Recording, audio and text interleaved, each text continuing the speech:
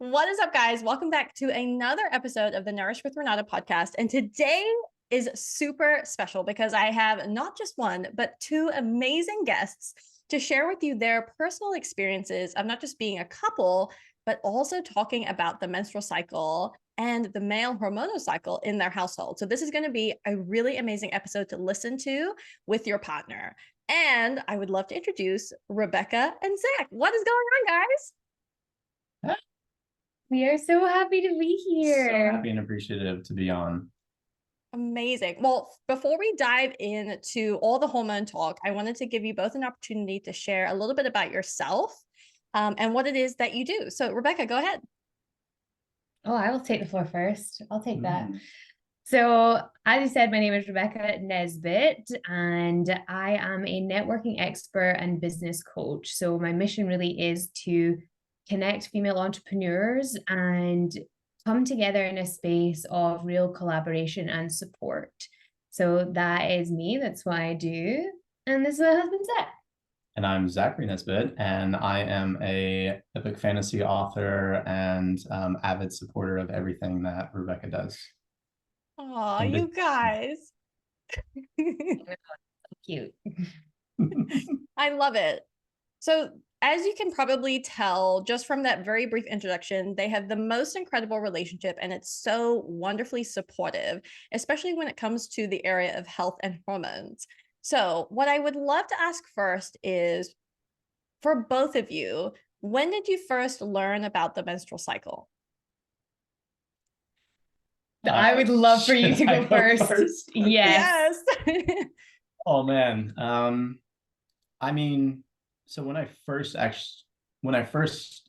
had an understanding or an inkling of the menstruation cycle was obviously like a very young age, like growing up in Texas, part of the education system, you go through sex ed for the pros and cons of all that, not to dive into, but really actually coming to a better understanding, not only of the menstruation cycle as it rotates through, but also being in that partnership. I wouldn't say that happened until very recently with Rebecca, actually, that we kind of walked through that journey together. And I felt at that point that it behooved not only myself, but our relationship and Rebecca for me to have a better understanding of the menstruation cycle and how that cycled throughout the month, and then how I could show up in different ways for her and us. Yeah, I love that. I definitely want to dive into that. But Rebecca, what about you? I mean, it was much earlier. Yeah, would you believe? And it was, it was something that really wasn't talked about when I was growing up. And it's, something that, yes, you all learn about in primary school in the UK, elementary school, I believe. Is that when you guys get it here? I don't remember. Probably somewhere around then. Renata, will you weigh in on this? At what point is this appropriate in the US? Usually it's middle school, but it could also be elementary depending on what age group they go up to. Okay, cool. So I was in primary school, and my UK people will know what that means. And essentially, you kind of learn about it there, but it's very hush hush. Everyone's just laughing because people are saying like actual anatomical words for things. And then I learned about it obviously in my own journey. I didn't really have conversations about it. I kind of learned through my mom and my sister, but it was very like hush and kind of through the internet because I'm so young that the internet was a thing. And I was able to go on Google on the private setting because I was like, dear Lord, if anyone catches me looking at this, how embarrassing. So it was really, really shameful. And then as I reached kind of 16 and being sexually active, then I was like, whoa, what do I do now? And I think that very commonly I was put on the contraceptive pill and I didn't come off of that until this year. This year? Was that this Last year? Year? It was this year. It was the It beginning actually of was this the year. beginning of this year, yeah. Yeah. Yeah. So I think that brings up so many excellent points. And ultimately, what I wanted to be able to share is the differences of the approach in how we learn about the menstrual cycle. But what's common is there's not a lot that gets spoken about. We don't really understand it to a degree other than reproductively. And there's also room for growth here for everyone. So what I want to bring to the surface now is actually in recent history, because I've known Rebecca and Zach now for a little while, is how you then, Rebecca, started this conversation, or perhaps Zach, how you started the conversation about how the menstrual cycle could be affecting things in your life. So in your relationship, in your work, et cetera, et cetera. How did that occur? I mean, I think it kind of all came about around the same time that we were having conversations, honestly, about coming off the pill, because obviously changing over to the States and like going through that process and really, we were talking as far as just energetically and mood wise, there wasn't kind of, a cyclical process to it for Rebecca. And, that made it very hard, not only for her to figure out what was going on, but also for me to be like, how is she showing up today, and like is that shifting or not? And so I think we both just realized that it wasn't a contention point, but it was a point of not having an understanding and not being able to figure out like there should be a natural pattern here, it's not happening, what can we do better, and like grow into this as a couple, and approaching it from the space of curiosity and compassion, I think for me was really a point, because by that point, I've never really known much about it, but I was like, obviously, like this is important and we need to, figure this out. And like, it's a point for us both to grow together and just better our relationship. I mean, that was really eloquent. I was a psycho and we couldn't understand why. I was just like, thank you for the reaffirmation that I was a psycho, but that's how it felt. And I think that so many women can relate to that feeling of, I don't know how I'm going to feel when I wake up tomorrow. I genuinely don't know. And I obviously was friends with you, which really helped. But when I started to just hear more, and I think everyone's starting to hear more rumblings in the space of health about menstruation and about how the pill works and if it works and why it was created and who it was created by. And there's so much in that, and I won't go into it now, but it was something that I eat really healthily, I exercise, I do not all the things, like I don't have a checklist, but I do a lot of the things, the meditations, and I still could not regulate how I felt. And it's really scary and challenging. And I don't know that I necessarily noticed it when I was in it, because it had been since I was 16 years old. So I had been hearing the health space change a little bit. And then when I came to America, then obviously there was a transition from the National Health Service into America. And there was a period of time where I didn't have like official healthcare. I had travel healthcare, and it was like all very like choppy and changey. And then I was like, who do I go to? I had so many questions on my end. So it seemed like a really natural place to have this conversation, because as well, at that point, we had come to America, we were married, and then we were thinking we'd really be interested in having some kids in the future. What does that look like? And 2 to 4 years. And I literally went 2 to 3, and I was like, oh, 4. You heard it here first. And where was I now? I'm transitioning to America. We spoke about that. And in that transition, there were just so many questions. And because we then wanted to have kids, then it was like, I had heard that you could come off the pill and wait 2 years to have kids. So if you've got that 2 to 4 year timeline, and say we aired on the end of 4, then that's going to be another 2 years. Then I'm in my late 30s. And then from what I understand, there's a lot more chances of complications. So again, not all of this was well informed. It was just pieces that I'd heard of the puzzle to then bring us to that conversation where we thought, maybe we just try it. What would happen if I came off of this medication that I was literally taking every day of my life since I was 16 years old up until I was just before 30, 29, 13 years. Yeah.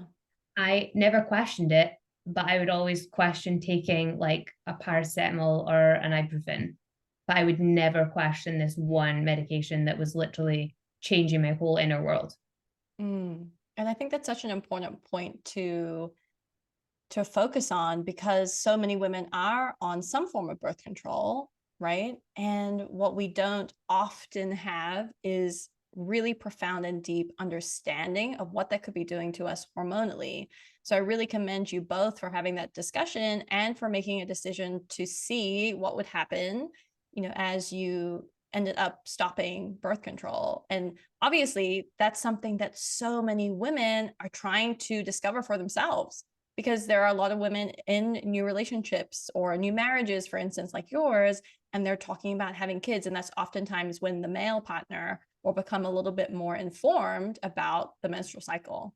So I think that that will resonate with a lot of people. Yeah.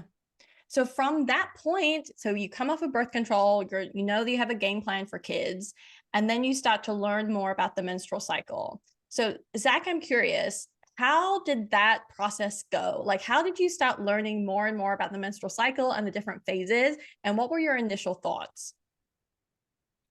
I think my initial thoughts was just the complete lack of understanding and knowledge, like that knowledge gap, and being like, oh, there's like so much more to this that explains so much. And like, why do we not all learn about this at such a younger age? Because obviously, from a young age, it's like, cool, we know what, like, have an understanding generally of the menstruation cycle and what it does physically to the body, as far as everything that happens there, but not the emotional and energetic side, as far as looking at it kind of from the framework that I put it under is kind of applying it to like a seasonal framework, so going through this like seasonal transition and really having some more understanding and clarity there. And a lot of this came through just our natural friendship and conversations that came about, as well as, riding shotgun to Rebecca's journey and exploration and having more understanding of that. But then also doing some like incognito Googling, because also I was like, I don't know what's going to happen. And like, let's just keep this incognito. And just doing a lot of Googling and like checking out different sites and really having some other conversations with my male friends in particular who are in long-term relationships, and being like, hey, what do you know about the menstruation cycle? Is this something you've talked about with your partner or spouse? And how has that affected your relationship? And how do you, navigate that together so that way you can both show up for each other at different times of the cycle? Because it's true, like one part of the cycle is completely different from the other. And so energetically as well as mentally, I walk in with a different set mindset as far as, okay, this time of the season, I need to be more like zen and chilled out. Or like this time of the season, I need to be more receptive to her, like being more calm and like actually like filling her cup back up and prioritizing more rest instead of trying to do more activities and things together. And so it's just being mindful of that, and then figuring out like, how can we bring this all together that benefits us and our relationship. So you brought up so many things that I want to ask questions on, but I think what would be really helpful is, Rebecca, for you to answer this question. So I think lots of people listening will be like, oh my gosh, Zach sounds like the perfect husband. Like, he's really communicative and he's really understanding, but my partner might not be like that. Or I might feel really self-conscious about talking to my partner about the menstrual cycle and why I feel the way that I feel. So how did you broach that subject? What would be your tips for women who might be feeling like, I would love my partner to be more communicative around this so I can share this journey with him? I mean, I think that's a great question, because Zach is the perfect husband. So where people would think that. But also, it was still a hot mess. I don't think that there's a person that you could have that conversation with, especially when it's new to yourself, where it doesn't feel weird, awkward, stressful in its own way. I think that we want to almost go into it with this beautiful knowledge and have this receptivity that we have now. But in the beginning, it was still like a messy conversation. It was still what phase are you in? How do you feel? Why do you feel this way? Oh, it was still awkward and it was still hard. It's just like any other part of your relationship. And I think that if you feel like your partner is not going to be receptive to speaking about how you feel on a biological level, I think you maybe have like a bigger problem on your hands than it just being your period. So I say that with the most love, because this could genuinely be the catalyst conversation for that communication to start happening. Or it is the moment where you decide, are you in this with me, or is this not how we're playing the game? Because I believe that it is so powerful to know this information and to have everyone around you know this information to achieve like some peak level happiness. Because if you feel like you're always having to hide this part of yourself, that is not going to make you happy in the long run if the other person is not receptive. Love that. Like really savage but loving mic drop. Exactly. Well, what I love that you mentioned too is that it's going to be messy, it's going to be awkward, it's going to be weird, and just be okay with that. You know, that's part of any relationship, whether it's a partner, whether it's something going on at work. Anytime you have to broach a difficult subject, it's going to feel a little bit unusual and weird, and that's okay. It doesn't mean it's wrong, right? And what I love about that particular share is it does allow you to see your relationship in a different light, and perhaps it's an opportunity of growth for both of you to really elevate your communication in this particular respect and in other areas of your relationship too. So I wanted to go back to you, Zach, because what I really was intrigued by was that you were talking to some of your other male friends about their partner's menstrual cycle. Can you tell me a little bit more about that? Why did you want to ask them? What did you learn? So my first ask was, basically like what their understanding was. And then surprisingly, the few friends that I have broached the subject with, they're amazing humans in that regard. But they already had some general understanding. They've had some conversations already with their partners. And so it was just getting communication points on like, well, how do y'all navigate like the cycles in y'all's relationship? Like, how do you show up for your partner during, the ovulation period? Like, how do you navigate that together? And what are some tactical things? And so, one of my friends was like, oh, like I always make sure to bring flowers, like at least, once a week during this time, or like we always stock extra chocolate around a certain period. But also just the fact of like, oh, like during this period, like I give her a lot more grace, and the fact of just being more patient, showing up and being like, oh, generally she's the one who's like calm and centered, and like I'm the chaotic one, and my friend's like, no, during certain periods I have to be the calm and centered one, so I take on a different role during that. So it was really very open, and I think this is something too, and I don't know if this is just progression over life or the age that we're at, or the vibration up leveling of everyone that's going through, but starting to have more of those deeper conversations and more understanding within the friendships, and just seeing couples come together more in that respect. But like us, it wasn't we sat down and had a beautiful one-time conversation and it was over. It's definitely a very ongoing process, because I'm like, man, she's like kind of snappy today, and I'll be like, oh, that's what phase we're in. Got it. Or it's like, I'll be like, I won't think about it for a few days, and then I'll be like, oh, I should probably know what phase we're in so I can like show up more appropriately.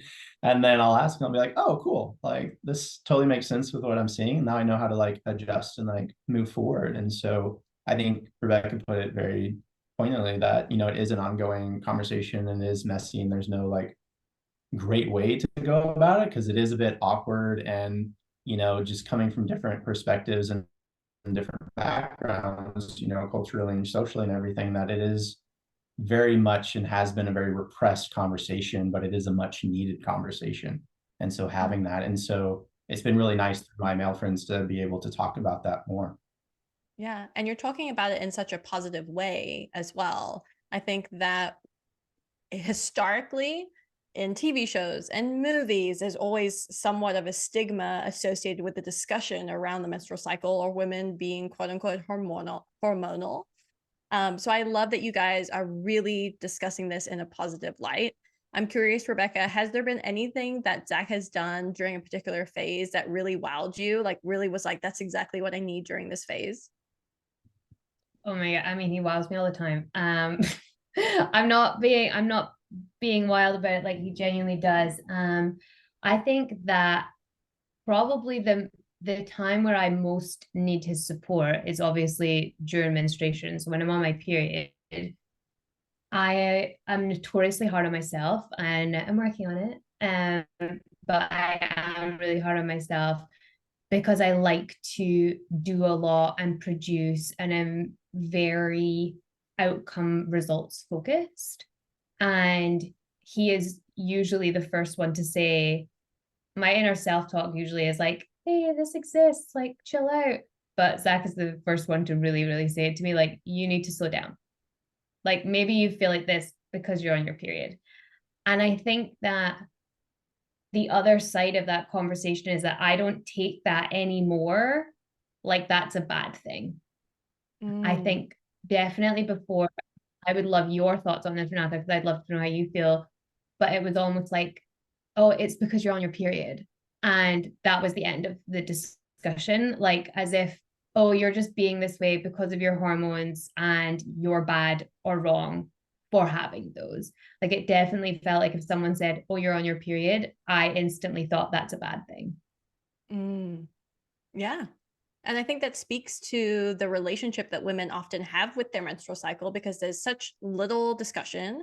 There's so little education around it. So it does feel like this thing that we just have to like quietly whisper about in the corner. It feels taboo. It feels like, you just got to pretend that it's not happening, right? And as a result of that, that's why so many women grow up hating their menstruation phase and feeling like it is an inconvenience at best, right? Or a complete frustration, completely overwhelming, feeling like a betrayal of their bodies at worst, right?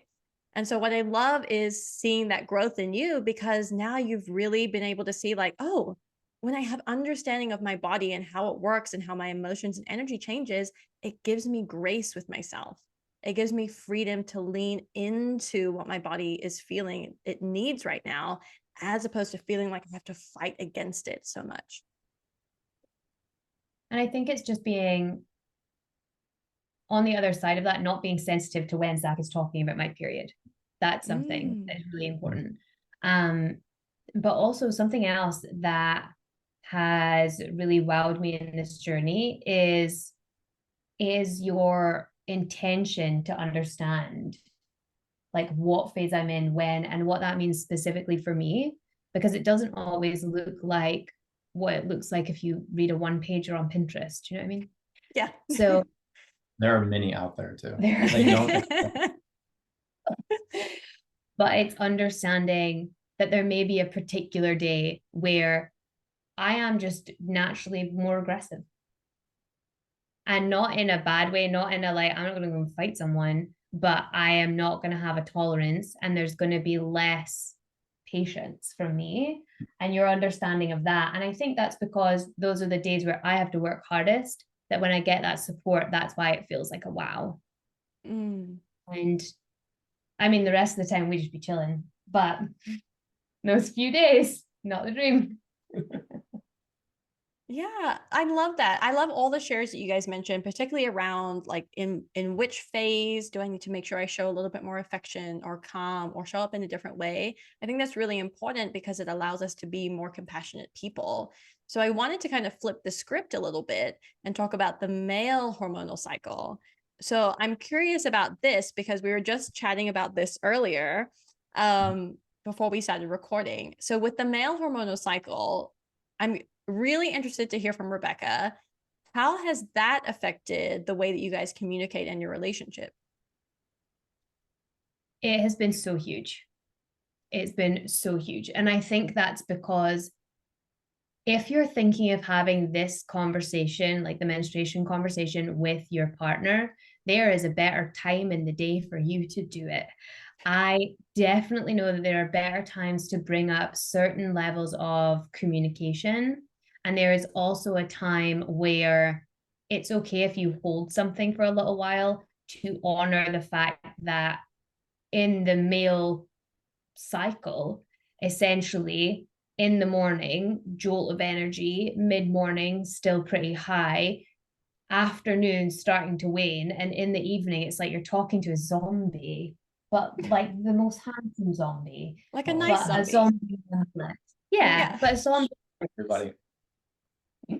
So I think that that's been hugely supportive for me, because then no matter what phase I'm in, I know that this is what serves my partner. Like, it does not serve Zach if I'm super snappy, which doesn't happen that often.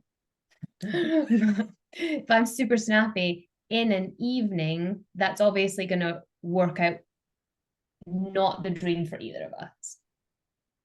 So it's Yeah. really cool. And I think, interestingly, we're being really focused on more kind of negative behaviors, because I think that that's what people really want to fix, right? That's when people are like, oh, but this is a problem, this is a problem.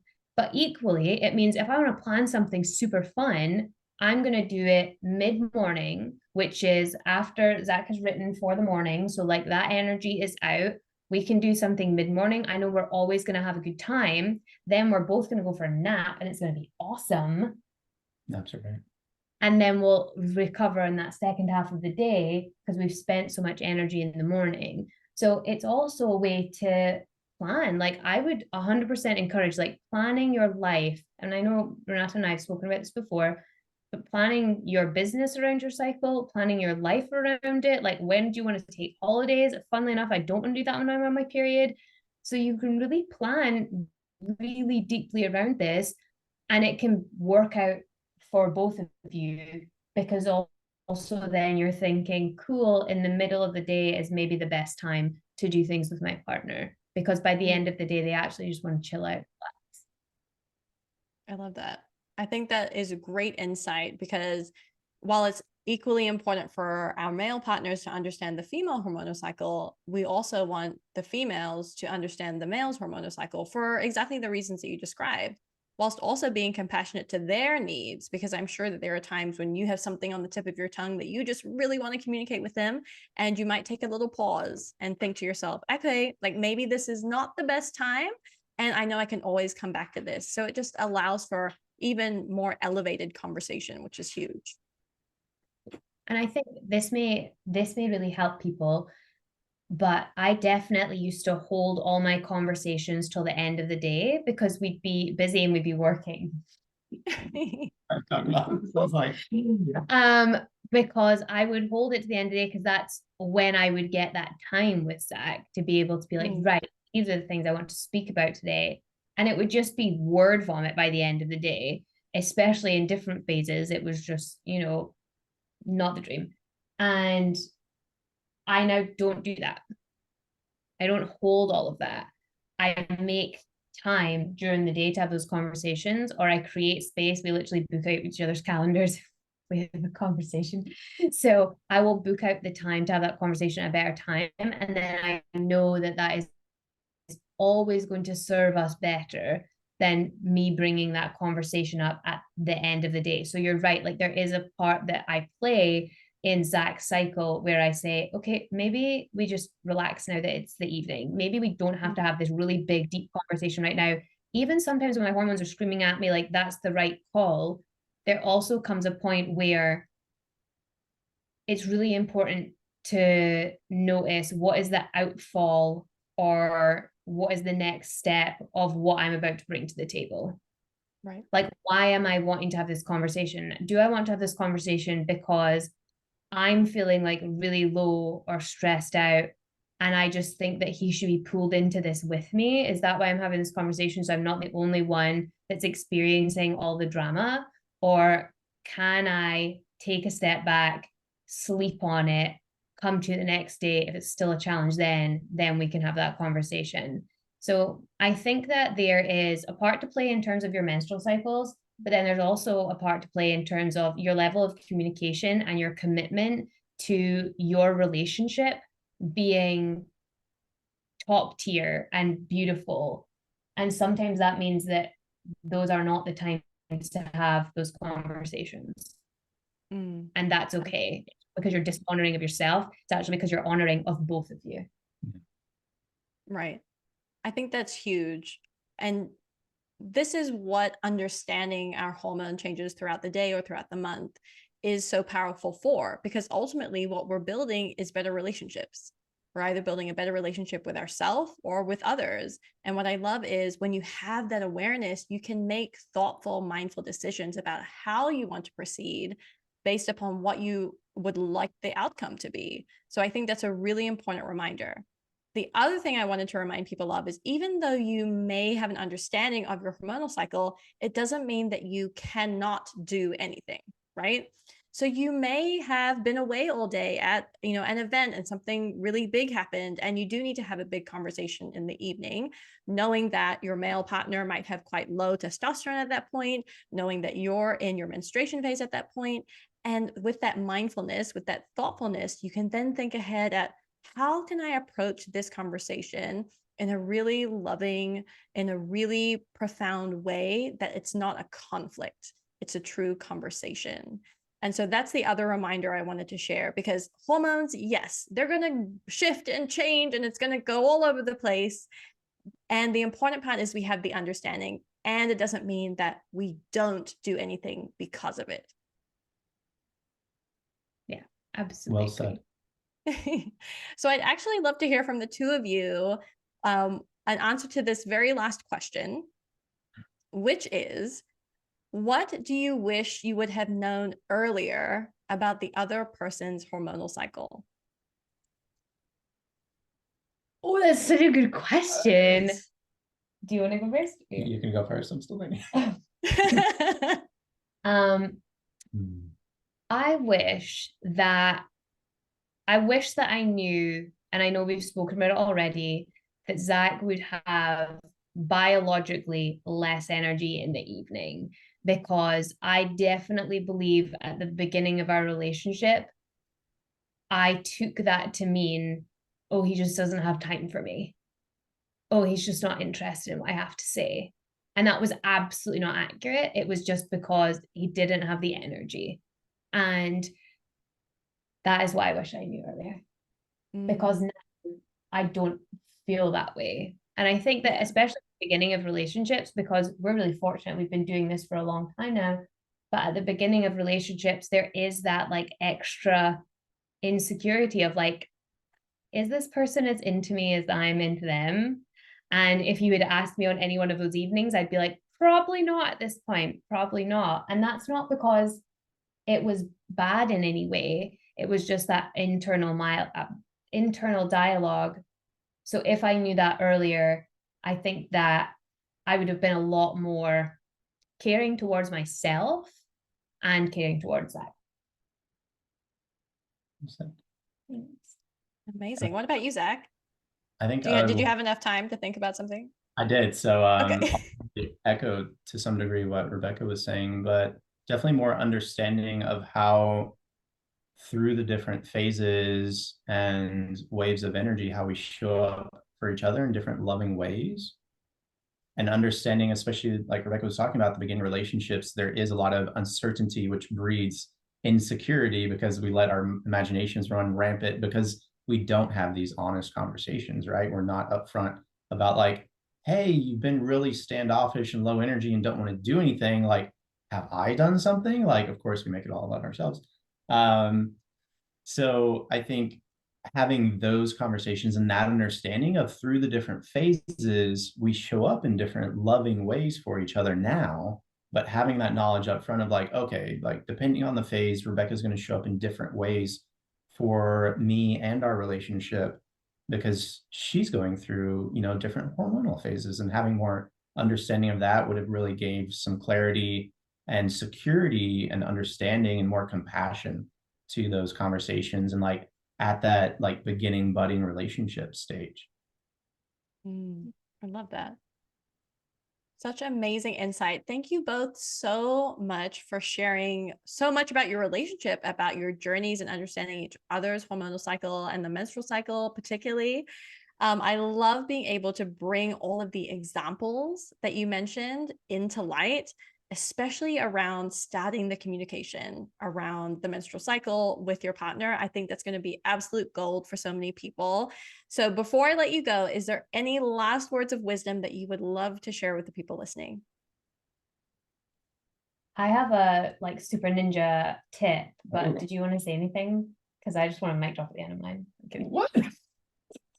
Go before the mic drop. Okay, I'll go first. Okay. Something that we have started doing recently is we've started seed cycling together. So that just adds the same seeds to his food so that he's aware and starting to even have those deeper conversations about exactly what phase, exactly what day, just because it's not going to, like you so accurately put earlier on, it's not going to be one beautiful conversation, then you're done and everyone understands.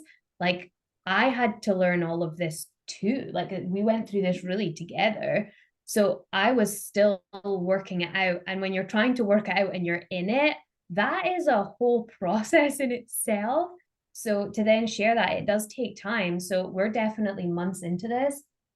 But something that we've started integrating lately is Zach knows what seed I'm on, which correlates to, like, we kind of have like seeds that are like go phase and seeds that are almost like no phase. Like Rebecca's going to be lower energy here. Rebecca's going to be like Energizer Bunny 24/7 here.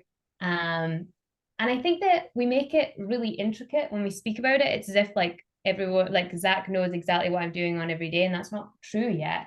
And will we get there? Like, I hope so. Like, that would be really cool.